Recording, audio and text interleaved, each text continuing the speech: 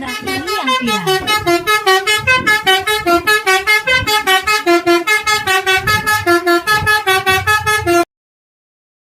Assalamualaikum warahmatullahi wabarakatuh. Kami kelompok 3 dari kelas 2A akan membahas materi tentang perkembangan pendidikan. So, happy watching! Assalamualaikum warahmatullahi wabarakatuh. Pada unit terakhir ini, kami akan membahas mengenai masa lanjut usia. Di Indonesia, hak yang terkait dengan lanjut usia diatur dalam suatu undang-undang, yaitu Undang-Undang Dasar Nomor 13 Tahun 1998 tentang kesejahteraan lanjut usia. Tentang kesejahteraan lanjut usia, yang dimaksud dengan lanjut usia adalah seseorang yang berusia 60 tahun ke atas. Seperti halnya tahapan usia sebelumnya, masa lanjut usia juga memiliki tugas-tugas perkembangan yang harus diselesaikan. Menurut Hafigus, tugas-tugas perkembangan pada masa lanjut usia adalah sebagai berikut, yaitu ada 7. Yang pertama, menyesuaikan diri dengan menurunnya kekuatan fisik dan kesehatan secara bertahap. Yang kedua, menyesuaikan diri dengan masa kemunduran atau pensiun dan berkurangnya pendapatan keluarga. Ketiga, menyesuaikan diri atas kematian pasangan hidup. Keempat, menjadi anggota kelompok sebaya. Kelima, mengikuti pertemuan-pertemuan sosial dan kewajiban sebagai warga negara.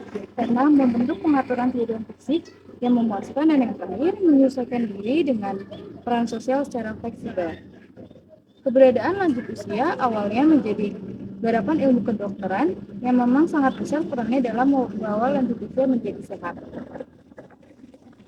Dengan mempengaruhi proses fisiologisnya, sehingga memperpanjang kehidupan kemudian, banyak ilmuwan dari berbagai bidang dan disiplin ilmu yang tertarik untuk mengkaji masalah lanjut usia lebih lagi di negara maju.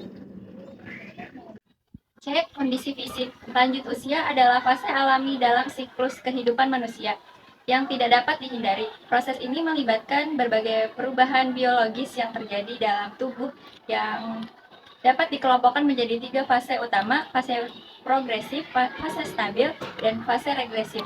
Pada fase regresif terjadi kemunduran yang dominan dalam sel-sel tubuh yang menyebabkan perubahan anatomi, fisiologi, dan biokimia. Pada jaringan tubuh, hal ini juga mempengaruhi fungsi fisik secara keseluruhan.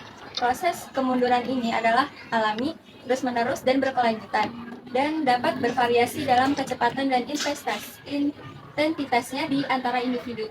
Berbagai gejala fisik lanjut usia mencakup kulit mengendur dan timbulnya keriput, perubahan warna rambut menjadi beruban dan gigi yang tanggal, penurunan penglihatan serta pendengaran dan kepekaan alat perasa, serta penurunan indera peraba.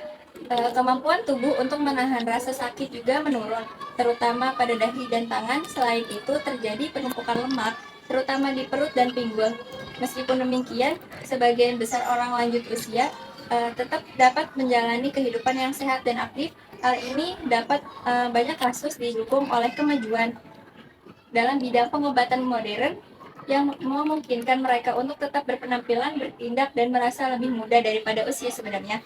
Namun pentingnya untuk diingat bahwa meskipun terjadi penurunan fisik, keberadaan lanjut usia tidak dapat ditandai oleh kondisi fisik semata.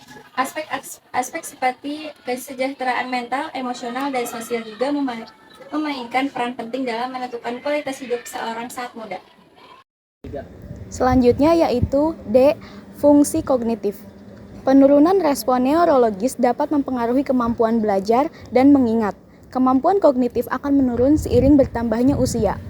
Penurunan ini terjadi secara berangsur-angsur sepanjang hidup dan mempengaruhi berbagai tugas termasuk yang menuntut kecepatan. Para ahli menemukan bahwa kecepatan waktu reaksi meningkat sampai akhir 20-an, tetapi stabil sampai pertengahan 20-an. Kemudian menurunnya secara perlahan-lahan sampai bertambah usia. Menurut Departemen Kesehatan RI tahun 98, penuaan ditandai dengan kemunduran kognitif, termasuk 1. Kesulitan mengingat dengan ingatan yang tidak berfungsi dengan baik. 2. Ingatan terhadap hal-hal yang masa muda lebih baik daripada yang baru terjadi, dengan kecenderungan melupakan nama-nama. 3. Penurunan orientasi umum yang dan persepsi terhadap waktu, ruang, atau tempat, disebabkan oleh penurunan daya ingat dan penglihatan. 4. Penurunan skor dalam tes kecerdasan meskipun telah memiliki banyak pengalaman. Dan 5. Kesulitan menerima hal-hal atau ide-ide baru. Pekerjaan dan masa pensiun. Masa bekerja bagi seseorang terkait dengan umur. Di berbagai lembaga pemerintah ataupun lembaga swasta, terdapat aturan yang mengatur pegawai harus pensiun. Namun menariknya, di beberapa negara seperti Jepang, banyak orang lanjut usia yang masih ingin bekerja walaupun sudah berusia lebih dari 60 tahun. Hal ini karena mereka menganggap bahwa mereka masih sanggup untuk bekerja.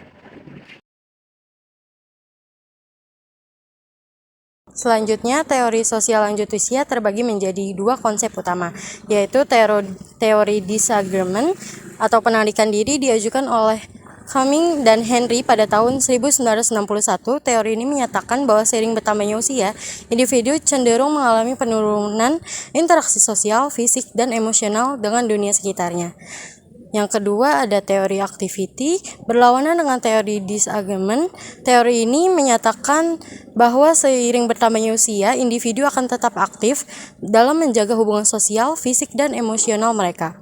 Selain teori-teori tersebut, terdapat juga stereotip lanjut usia yang bervariasi di berbagai budaya.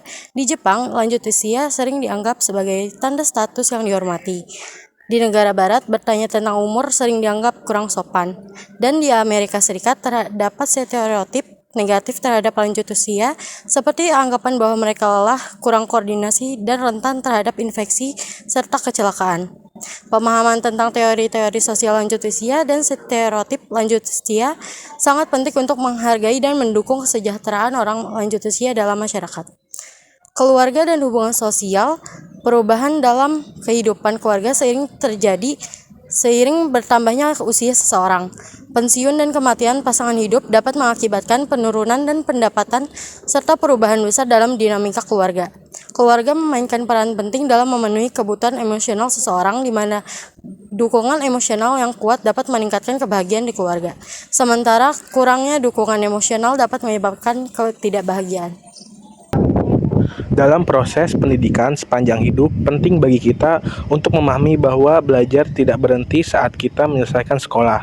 Konsep lifelong learning menggarisbawahi pentingnya belajar sepanjang hidup. Namun dalam mengimplementasikan program pendidikan sepanjang hidup, kita perlu mempertimbangkan berbagai faktor seperti filosofis, ekonomis, dan teknis.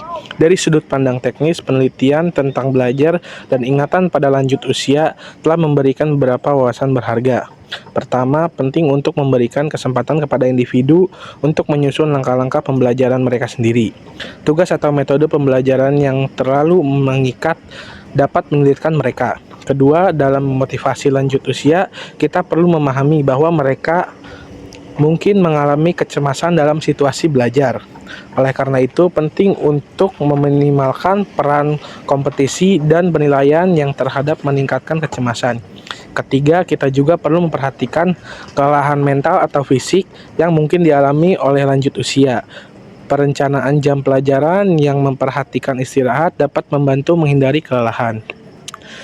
Yang terakhir, ada organisasi materi pembelajaran dan pengalaman yang relevan dengan kehidupan sehari-hari juga dapat meningkatkan efektivitas belajar. Dengan memperhatikan semua hal ini, kita dapat menciptakan program pendidikan sepanjang hidup yang efektif dan inklusif bagi semua individu tanpa memandang usia.